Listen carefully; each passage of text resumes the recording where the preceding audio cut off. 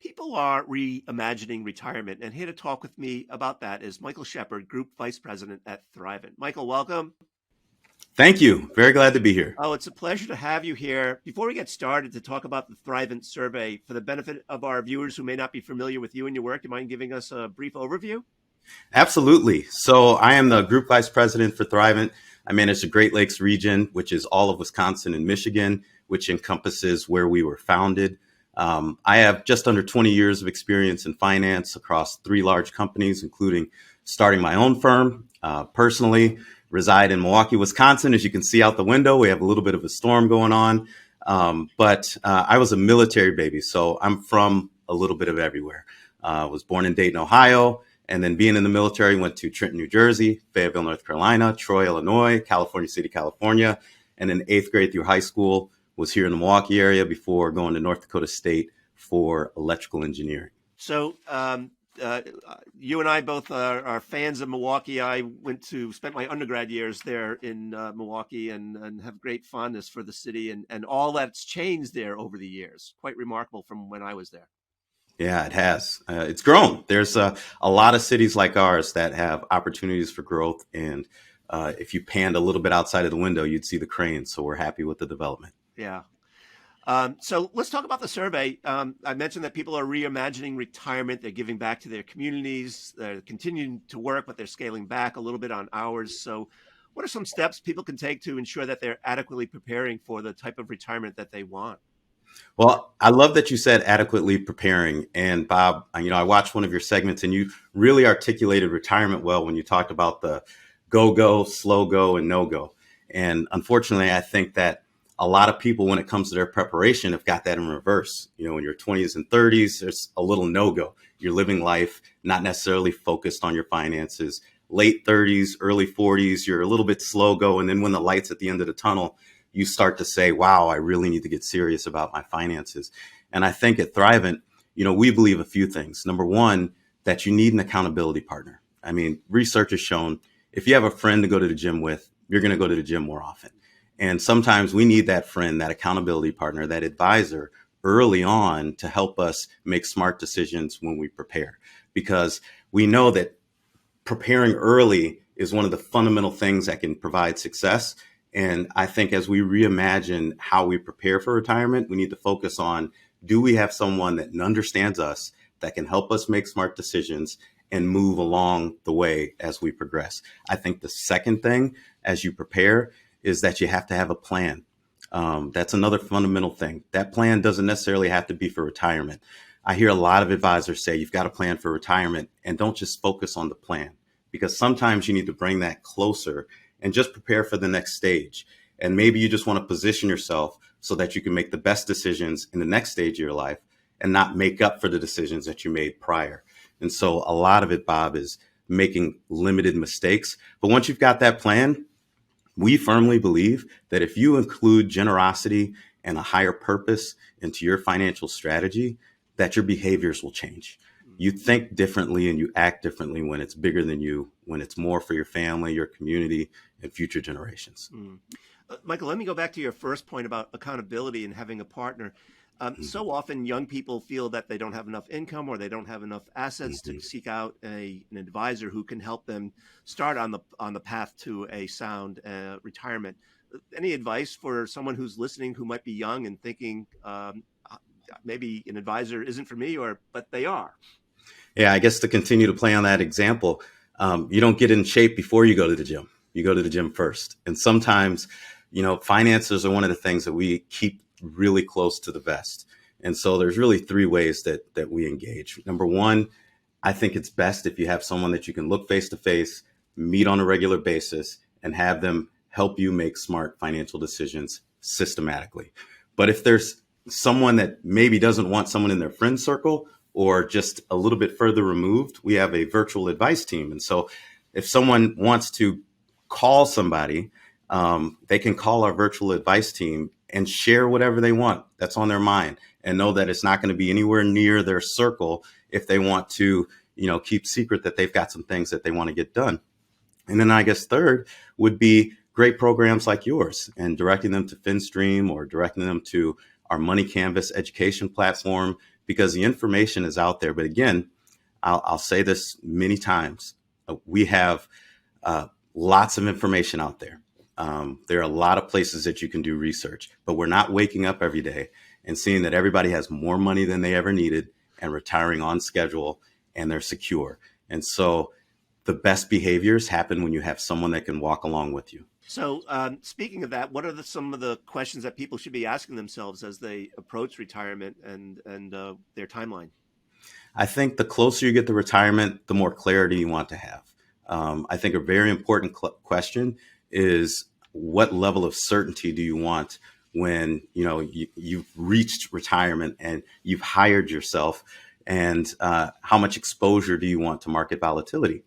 And it's okay to have exposure, but I think it's important to have a question about how measured do you want to be in the volatility you want when you're creating an income source for yourself. I think another great question to ask is, what standard of care do you want in all facets of your life? One of the things that came out of the survey is that most people are woefully underprepared for healthcare costs and assisted living and nursing home. And so proactive planning on what standard of care and where you would like that care can drive some of the decisions.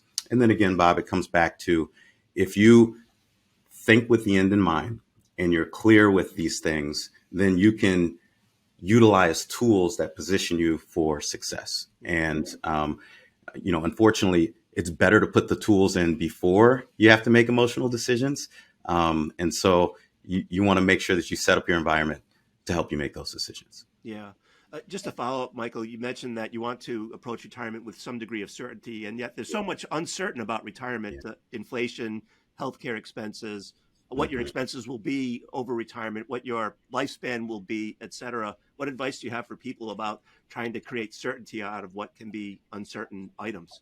Yeah, that's a great question. I'd say the first thing is, don't let the uncertainty change the way that you make your decisions. It can influence how the tools you use, but I like to say it's like a road trip. You don't know if there's going to be traffic. You don't know if the road's going to be paved, but you need to get there and you need to have enough gas. And I think we forget in all of the, headlines and the headwinds that can come over time, which is always going to happen. But forget that to get to your destination, you've got to continue to put fuel in that car. You've got to be diversified. You've got to think about the long term and not let the short term change and get you off track.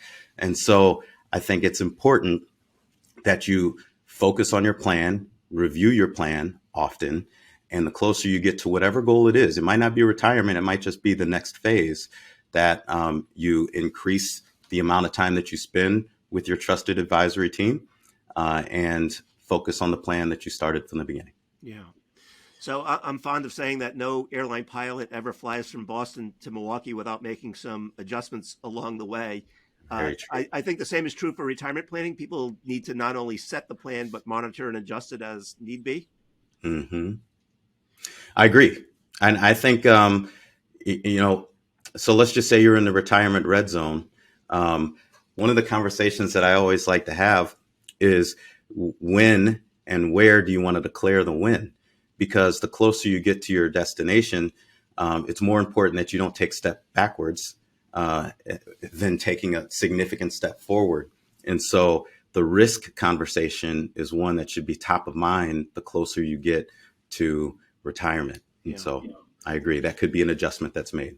Right. So when I think about risks, I think about the Society of Actuaries, for instance, has 15 retirement risks that they note: inflation, market risk, death of a spouse, longevity, et cetera, et cetera. What advice do you have for people in terms of managing and mitigating some of the major risks that they might face in retirement?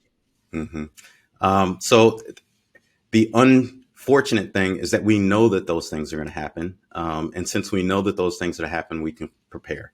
And so there are really 4 categories that we want to make sure that things are taken care of. And the first being, make sure that your family is secure, and you get to define what that means. Because unfortunately, there could be something, an untimely death, a disability, or some form of long-term care event that happens. Statistics show that when they can happen, and you can decide whether you insure them or transfer the risk or do some combination of the both of the two. The second would be make sure you have adequate cash. I think that's an unutilized and in an area that isn't talked about enough. Life happens to us all, and it's good to make sure that you have adequate resources to access so you don't go to credit, even in retirement. And then there's wealth accumulation and retirement. So we know that those things are coming. My advice would be figure out what you can self-insure, figure out where you should transfer the risk, and have a clear understanding of what your certainty should be.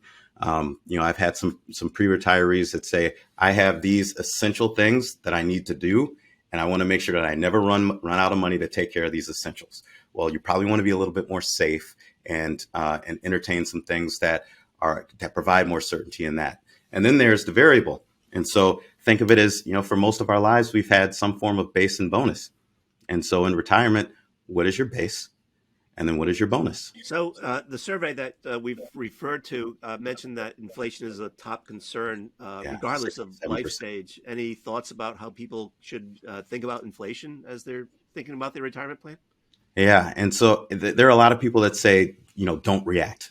But we are all human. We are going to react to things. But with proactive planning, you can be measured in your reaction. I think we all see, if you didn't have to be successful 10 years ago to take your family out to a movie just to afford the popcorn. We know that headwind is going to continue. But again, part of the way to combat that headwind is to systematically save and remember that 1% matters. I think when you're planning and you're increasing your preparation, I think just adding a little bit of, adding 1% to the amount that you save can make a big deal. The inflation headwind is going to be something that's going to be here for a long time. Yeah. So the Employee Benefit Research Institute recently came out with a study that looked at what people might need to have set aside at age 65 to pay for healthcare expenses in retirement. The number is mind-boggling. It was over, I think, $300,000 thereabouts. And in the survey, it mentions that people are overlooking the potential for healthcare expenses as they think about retirement outcomes. What advice do you have for those folks? Well, you have three options. One is you can set aside the $300,000. Two is you can transfer some of the risk and set aside $150,000 and buy some form of insurance product that helps you maintain the standard of care that you want. Or three, you can completely transfer that risk and partner with a company that will cover it. I think that this isn't a sell for any specific product. It's a sell for the information to see which way that is best for you. There are some people who have the resources to self-insure some of these risks, and there are others that don't. But there are tools for each person. And one of the things that's important to us is that we believe at Thrivent that you need to meet each person where they're at, and then make sure that their plan is customized and centralized on them and what they want to accomplish. And so there's also differing levels of care. So the thing that some of those surveys don't hit on is like I've managed to have a lot of loss in my life. So I watched my grandmother pass away in a nursing home facility where it was, a semi-private room with a bed sheet that wasn't clean and a small TV. You don't fight to live in an environment like that. She probably could have done better with a higher standard of care. And if you want a higher standard of care, then you should go visit some of those facilities and see where it is that you want to have that type of care. Yeah. The other thing that the survey noted, Michael, is that more education is needed around different savings vehicles and approaches. And I'm reminded of the fact that when I began writing about retirement decades ago, there was no such thing as a reverse mortgage or a qualifying longevity annuity contract. The Secure Act 2.0 didn't exist. Roth IRAs didn't exist. Yes. Talk about how people need to be educated around not only the products, but the laws and regulations that could affect their retirement plan. Yeah, I think education will set you free. And as you mentioned, things change at a pace where even some professionals need to continue to learn. I think as you look at who you choose and advise as an advisor, make sure that you choose someone that is focused on staying up to date on current events and current changes. But I also think that the responsibility is on us.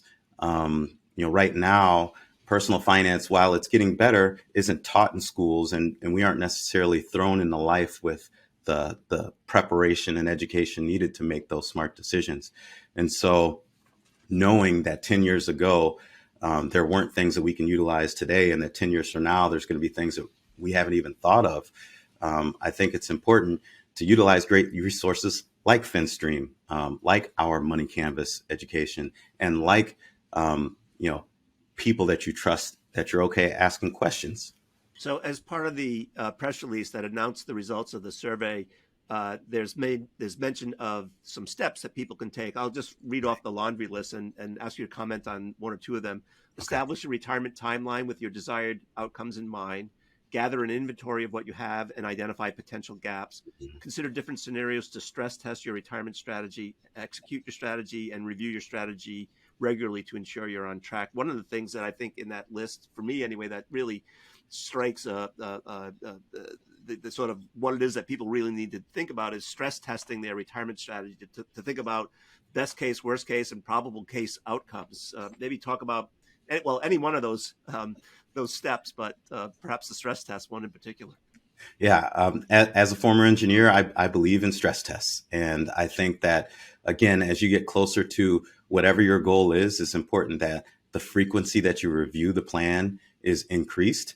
And that stress test should hopefully get you into the green. So there are many tools out there that can be used to analyze whether, in the event of inflation continuing the way that it is, or in the event of another pandemic, or in the event of everything going to plan, you should know where you're at, because the percentage of probability of success will help you determine if you need to adjust what's going into the plan. And as we talked about earlier, I think stress testing a potential health event is something that should also be included in there, in addition to the things that you mentioned. Yeah. So, Michael, we've covered a lot of ground. Anything we missed or anything that just bears reemphasizing before we wrap up? I would say, the three things that I would want people to walk away from are: number one, it's important to have an accountability partner. And you can define who that is. We like to define that as a financial advisor that builds a plan for you that is based off of you getting to the next stage with the best probability of success. I'd say the second thing is that everybody needs a plan. That plan can be complex for some, and it can be simple for many. But 1% matters. I think with finance, we tend to think that there's so many complex things out there that we just don't take the first step. Take the first step and continue to take steps after that. And then the third, which I think is a really big one that differentiates Thrivent in general, is including generosity and the greater good into your financial strategy. We don't want people to just have more to have more. We know that when you're driven by purpose and you're focused on something bigger than yourself, that it's much easier to do the regular mundane behaviors systematically over time. And so I think that, focusing on behaviors as opposed to the products is probably a huge takeaway for us. Yeah. Michael, I so enjoyed chatting with you and having you share your knowledge and wisdom with us. It's greatly appreciated. Thank you. Thank you.